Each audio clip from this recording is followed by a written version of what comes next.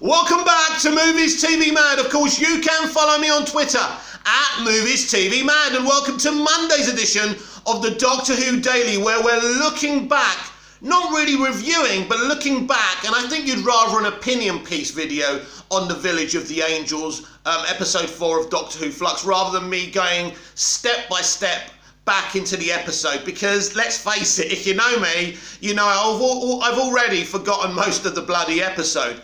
But anyway, this was a huge episode that was written by Chris Chibnall and Maxine Alderton. This was one of the best structured Doctor Who episodes in the Chibnall era, maybe in the whole revival's history. It was so good, and the use of the angels was, I wouldn't say it's the best use of the angels. I think, you know, the angels are very important to the Timeless Child arc, as we found out, by the way. So the Division are using the angels to kind of capture this rogue weeping angel inside of Claire's head. Now, what they want more than this weeping angel inside of Claire is the Doctor. That was the plan all along, to capture the Doctor.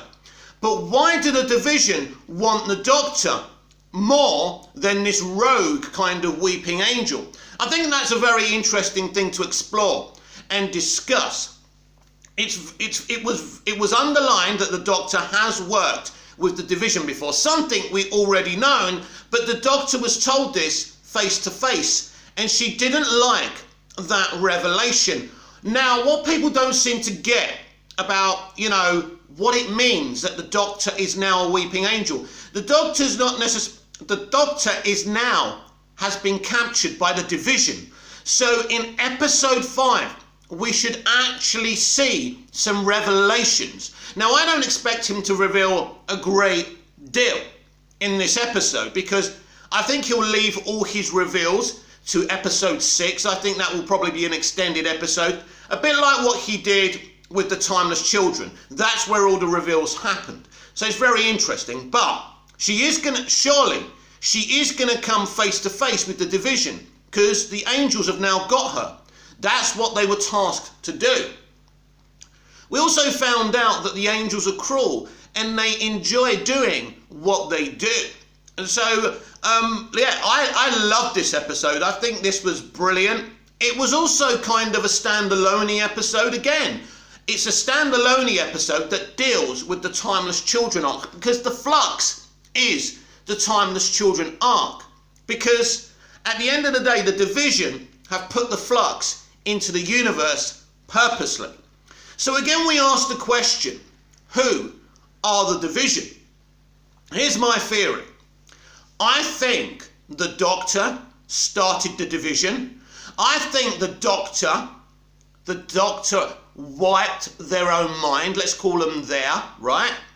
Because the Doctor has been different forms, obviously, of humanoids in the history of this show and the history of the character. So I think the Doctor, think about Total Recall, when basically Arnold Schwarzenegger's character finds out that he's actually Hauser, or he was once Hauser, and they wiped his mind, and he didn't remember anything about what was going on, and he becomes, in this other entity that we see in the film, he becomes this heroic character. And I think this is what's happened to the Doctor. Don't be surprised if we see another version of the Doctor explaining everything that's happened thus far. You know, pre-1963.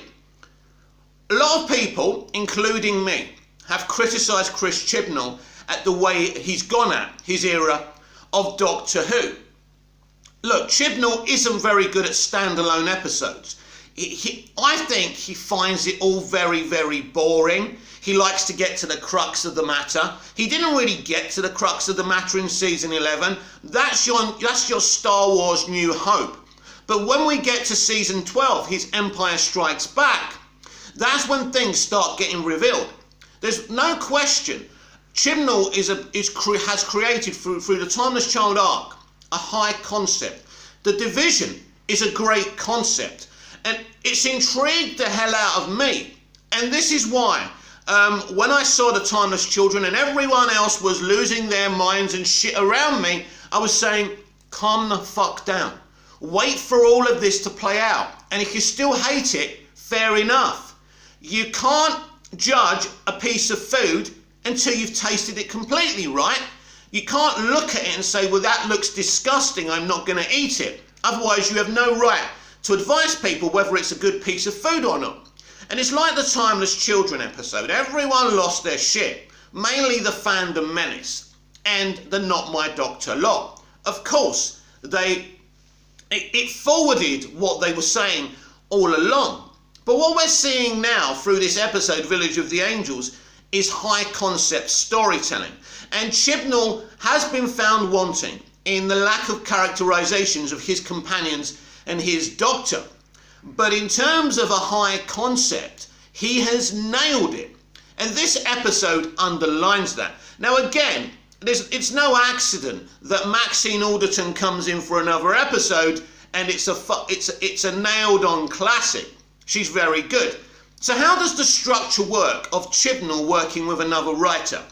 I believe he's there and he allows her to write the entire episode, but he's giving her notes. Because let's not forget, this is an event series. So Maxine can't come in and say, right, fuck off, Chibs, I'm doing a Weeping Angel standalone episode. This is nothing to do with you. It's not your business. He's going to say, well, excuse me, Maxine. Actually, this is an event series and my vision for the Timeless Children has to be injected through it. I'm not saying they had these discussions. I'm just trying to give you an example. It's clear to me that Chris Chibnall is the kind of showrunner and storyteller who says, you know, shove a broom up my backside, I'll sweep the floor as well. He's a control freak. Now I think if my name was on the Doctor Who door and I would be receiving plaudits or criticism for everything that happens, I'd want to be in total control.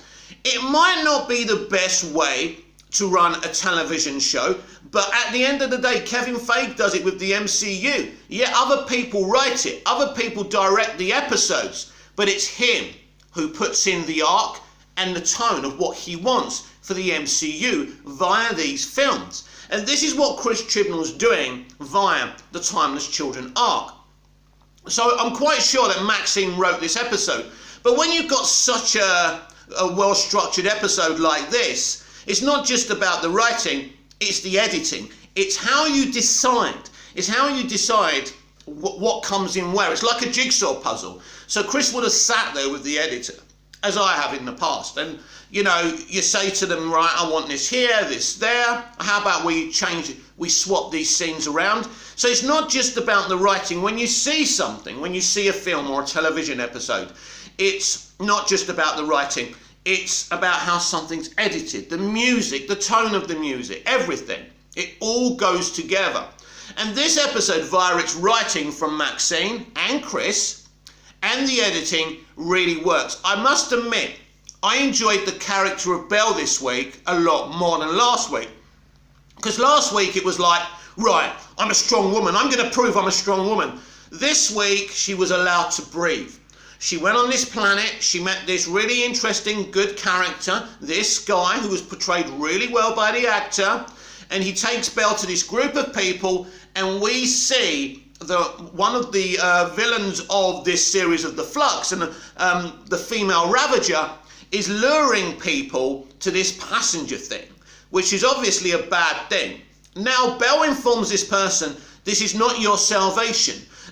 You know, you're being taken to a prison. She saves this person's life, and he doesn't thank her for it. We also had a very interesting post-credit scene, which Doctor Who doesn't normally do, and we actually got to see Vinda. Now it's interesting because Vinda was posted as a companion to the Doctor this season. That's not exactly true. He hasn't had much screen time, but Jacob Anderson has done very well. He finds another recording from Belle. And obviously they're still searching for each other, but she's gone off to do something else. Is it plausible that Belle is the Master? I've been kind of predicting and theorising maybe she's the mother of the Master, which is an option, because I do think Belle and Vinda are timey-wimey people who may be in the present wherever they are, because we don't know where she is and where they've come from. So, he knows what a TARDIS is. It's interesting. So we're going to find out a lot more about those characters. I think Vinda, more than a character, is a plot device for Belle. So Belle obviously has some kind of deeper meaning to the Timeless Children's story arc. If she's the Master, because obviously Time Lords regenerate, could she have not looked into the time vortex yet? As the 10th Doctor told us about in The Last of the Time Lords, the season finale episode of season 3. Could it be that she's not that person yet who looks into the vortex? I don't know, because she's very pure-hearted, she's a hero. Could it be that Vinda dies, and this is one of the things that takes her to another level? Probably not. She probably isn't the Master, but it's something that I'm going to keep there. I'm going to put it behind me and pull it back again if it happens to be true. But I think if she's not the Master, and I think that's a crap theory by me, by the way, now thinking about it, she certainly could be, and maybe should be, the Master's mother. Interesting, because she's pregnant. Who is the child? It's the Timeless Child. But who is the Timeless Child? So, very, very interesting stuff. Yeah, a really good episode. And if you notice something else, when you go back, notice this. At the end, when the Doctor becomes the Weeping Angel, and you've got Yaz, being held back by Dan. One of the things the camera doesn't do is show us the reaction from Dan initially. We see Yaz's reaction, we see Claire's reaction, we see most people's reaction, but we don't get to see his reaction. So he could still be part of the division. Now, he's not acting like that. He's acting like a normal human companion, but it's interesting. I think, again, I'll say it like I do in all my reviews, John's doing a superb job. He's been important to the lighter, kind of relatable companion that we haven't had for a long time, because I didn't find Chibnall's original companions that relatable. No characterizations. But because he's a comedian and he's put his personality out there, Dan is John, and John is Dan. He hasn't really performed the new characterization, he's just playing himself. And because John's full of personality, it really, really works, and it certainly works for me. So next week, I really expect to get some revelations. Now, we may not see the Doctor. Now, in the next time footage, we saw, is it Kate Lethbridge-Stewart? Obviously, the Brigadier's daughter. I didn't think we'd be seeing her. That's a surprise. That's interesting. And I can't wait to see what's going on. One of my favourite characters of this episode was, of course, that professor guy, whose name escapes me already. He was great. And they, Chibnall had a guy, a male character that he actually treated well. Actually, a couple of them that makes a change. So this really is a great episode. It's intriguing, it's frightening, it's scary. It's a lot better of an episode than I actually thought it would be. It was exactly the episode that I predicted to you guys it would be. It would be mostly about the angels in this village, but it would move on the plot. Because as I say, it's an event. It's an event series. You can't go off on a tangent and do standalone episodes. First of all, the audience won't let you get away with it, and you shouldn't do that. It's got to be moving at pace. And I must admit, I know I criticised the first episode, the Halloween Apocalypse, for throwing a lot at us, but looking back now, I think the Halloween Apocalypse actually had to do that. Otherwise, how do you have these strands? I mean, you could have thrown them at the audience in a slow, paced out way, but ultimately, he's only got 6 episodes to play with. We've already seen episode 4. So I think he's done things the right way. I can't say there's been a bad episode. I mean, for the first time in the Chibnall era, this has worked. And it goes back to what I've been saying, what every Doctor Who fan's been saying mostly, that Chibnall's strengths are not to stand alone random police box travel episodes and adventures. It's to doing an event series. Season 11 and Season 12 should have been an event series. Now, Season 12 had an event series element to it at times when they were dealing with the Timeless Child arc. which was great.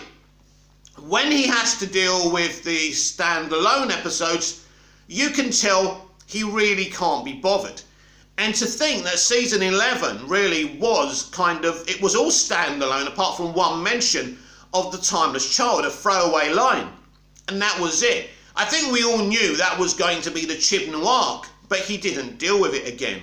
So it's very, very interesting now. So definitely a 10 out of 10 episode that I thoroughly enjoyed, thoroughly would recommend to anyone. So what does this do for the Timeless Child arc? It does interesting things because the Division are so desperate to capture the Doctor that they got the Weeping Angels involved. They're a very, very thorough group of beings, and if anyone could capture the Doctor, it's them. I don't think anyone else would have succeeded in this mission. So as I said on the top of the video, she's now in the Division's possession. She's going to the Division now. Will we finally find out who and what the Division are in episode 5, or will we find that out in episode 6? I don't know, and you don't know. But I think some things are going to be revealed. But as I said a few minutes ago, it could be an episode. Did I say that a few minutes ago? I can't even remember. That's how terrible my mind is. Can't even remember a few minutes ago. That's embarrassing, isn't it? Anyway, let's get back to my train of thought. Yeah, you could get a situation where we don't see the Doctor at all in this episode. And in fact, thinking about it now, the next time sequences we've actually seen, it could be feasible that we don't see the Doctor again until episode 6, where they do all the reveals. So whatever happens next time we see the Doctor, she's going to face to face, she's going to be face to face with the Division. So he could leave this to episode 6. Now I know a lot of people would be disappointed if we don't see the Doctor in the next episode. I don't know, I'm just kind of theorising here as I do on this channel.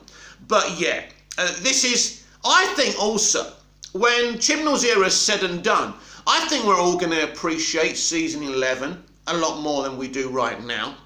It's all very interesting because it's like he gave the Doctor a break before he launched her into these revelations about the truths of her lives. So we're going to get some huge revelation that's not going to be wiped away in other iterations. So as I say, very, very interesting. Does this mean, because I love the high concept element of the Timeless Child arc, that I think Chibnall's given us a great Doctor Who era? Not necessarily. I don't think this is the greatest Doctor. I don't think she's anywhere near the greatest Doctor. And that's because Chibnall didn't give her any characterizations, or his companions. So it lacks that. But you can't have everything.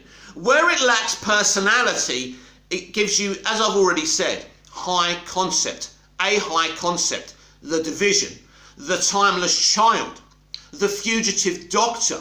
These are interesting things in high concept storytelling, and in that element, this ticks my boxes. The conspiracy element of it all, the mystery element of it all.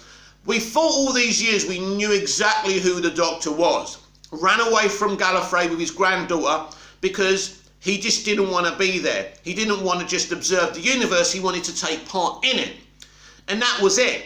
I mean, it was always a very kind of flimsy backstory that we didn't know much about. But the truth is, no Doctor Who fan ever asked for the backstory and origin story of the Doctor. But Chibnall said, I'm going to give you one anyway, which is interesting. So what is this backstory? Is this an origin story? Or is the Division and the Timeless Child just one element of the Doctor's story? If the Doctor is indeed the Timeless Child. Now, ever since I saw the Timeless Children, I've always said, I don't think she's the Timeless Child. I never thought that. Maybe that's why I didn't lose my shit. But I won't lose my shit even if she is the Timeless Child, but I don't think that she is.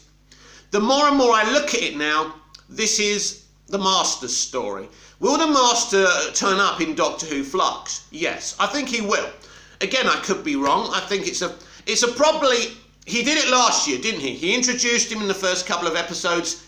then we didn't see him again really until at the end of the penultimate episode of season 12. I think that's what's going to happen here again. I think we won't see the Doctor until the end, faced with the Division, at the end of next week's episode. And I think the Master will show up somehow as well, as some kind of reveal. I hope the Division isn't just some, big bad master plan.